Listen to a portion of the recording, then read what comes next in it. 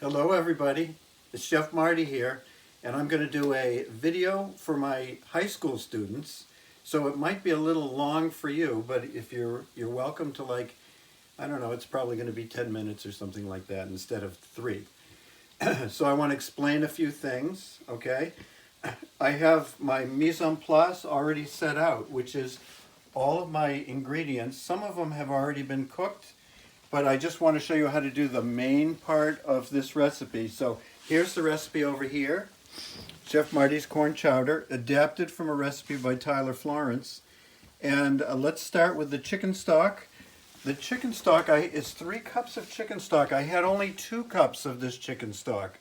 Organic free-range chicken broth, so I added an extra cup of water, and I used some of this Better Than Bouillon, 1 teaspoon of this for every cup of water. So I added that in. So I have 3 cups of chicken broth. They say use 1 chef potato. So I actually used these potatoes, which I've been keeping in a big, what do you call those things for tailgating? Thermal thing. A thermal thing. Container. You know, those. I know. A cooler. I've been keeping them in there, and they've been perfect. They lasted from October when I got them from the local farm. These are pink potatoes. They're pink on the inside and brown on the outside, and they're delicious. So those are cooking in the chicken broth.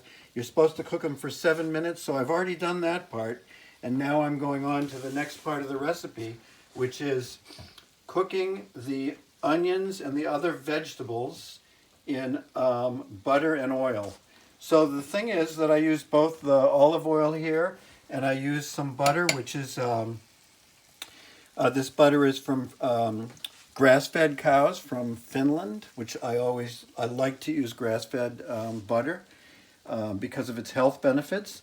And so I actually am going to be making a roux. So I used a little more than a tablespoon of butter and a tablespoon of oil, which is what the recipe said. But I want to make more of the roux because the recipe calls for heavy cream, which I don't have. So I'm using half and half, which is thinner. So I'm increasing the amount of flour in the roux to 3 tablespoons instead of 2. So a roux is actually half flour and half fat. So we're just going to add a little bit more butter to make it basically the same amount of fat as we have flour. Now I've also got, in the middle part of the recipe, I've got fresh thyme. Fresh thyme I do not have, so I'm using dry thyme, which I'm going to put in. And it says to use a sprig, so I know since dry thyme is a lot more powerful than a fresh thyme, I'm not going to use very much. I'm going to just sprinkle it in. I don't have any fresh garlic here, so I'm using minced garlic, which is already dried, and I have it already measured out. It says to use 1/4 teaspoon for each clove of garlic, and it only requires 1 clove of garlic, so there's that. Okay, now I've got the heat on here. I'm going to turn it up a little bit, and I'm going to melt the butter. And now there's plenty of butter and oil in there with the onion that I've already cooked. Small pieces. The recipe called for actually a small onion or a half a medium onion, but I actually used a whole large onion because we love onions.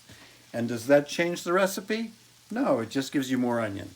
So you can't do that with flour. You can't just add a whole bunch more flour, because then you would not have a soup, you'd have a stew. So I'm going to sprinkle this over the vegetables, and we're going to cook the roux. So all you have to do is, the roux can be made with vegetables or without vegetables. So we're making it with the vegetables. Okay, you only have to cook this for a couple of minutes until the flour starts to absorb and start to get cooked a little bit. The flour absorbs the moisture in here, the fat. So you get your fat and flour. What's the purpose of a roux, Marty? It's to thicken the soup. I see.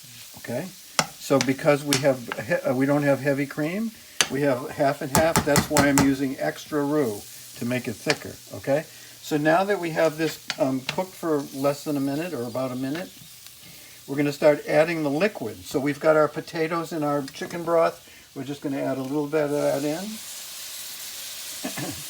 Stir it around, and this is where you'll see that the roux starts to get really thick. That's why you add it a little bit at a time so you don't get it to be lumpy. So there's another bit. Now you start to see those beautiful potatoes. And this, as you know, is corn chowder. So the corn hasn't gone in yet. And it's okay to get some of those potatoes in there too.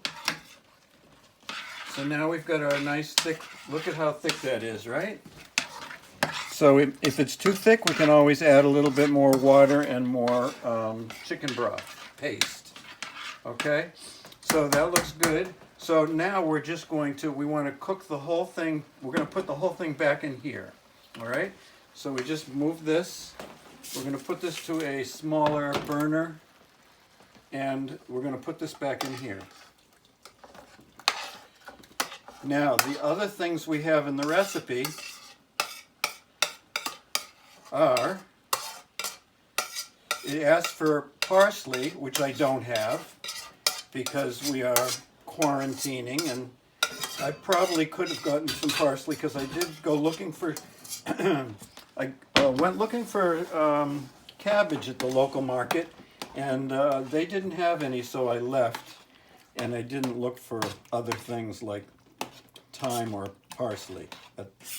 At the time, I was just looking for cabbage. Okay, so now we've got that. It's quite thick, so I may end up adding some more water, but of course, we're going to be adding this too. In fact, I can add that now. If I were going to add the heavy cream, I would wait until after the corn is cooked, because heavy cream is more delicate. You don't want to cook it as much, but half and half is fine to cook for a long time. So we're going to add this in, and now we're going to add our corn. Okay, so the corn, I've already taken it off one cob. We got this in the grocery store. I think it was BJ's, and it was, when we realized that we had to start quarantining, it was like, oh, look at that, fresh corn. It's out of season. We shouldn't be eating things that are out of season. That doesn't matter. We want to eat stuff that tastes good. We're on quarantine, right? So it is not local, obviously. The potatoes are local. But the corn is not. Probably from Florida. Okay, so that looks good. And now I'll just show you how I do this in case you're interested. So even if you're not, if you're continuing to watch the video, you'll see it. So there we go with the chef's knife. Just see, I don't go all the way sideways. I go kind of like this on a corner and just go around like that. And it just takes a second. It is nice to have fresh corn, even though it's out of season, because fresh corn is delicious, unless, you know, you happen to get some that's not delicious because it's out of season, which is possible. This happens to be pretty good corn. We were lucky. So it looks like I'm bordering on having to have a bigger pot, but I think I can manage this. And why do I have scallions over here? Because I wanted some garnish, a green garnish, and I didn't have any parsley. So what else do I have in my refrigerator that's green? That would be scallions. So we're going to chop those up to put in here right at the end.